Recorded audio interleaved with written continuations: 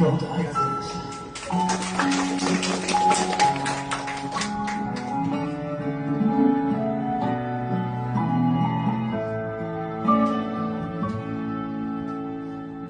ばあちゃんの子守歌聞きながら今日もゆっくり始まってゆく。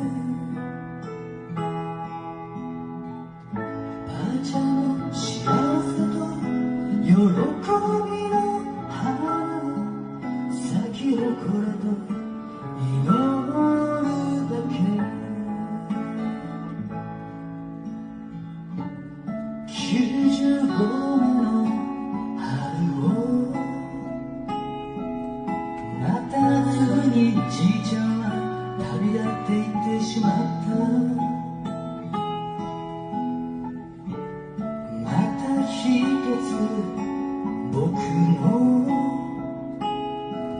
人生の1ページが終わった。ばあちゃんの子守歌響きながら今日もゆっくり終わってゆく。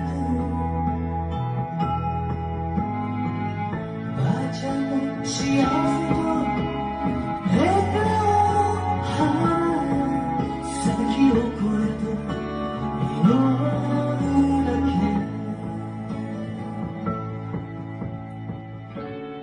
朝目が覚めると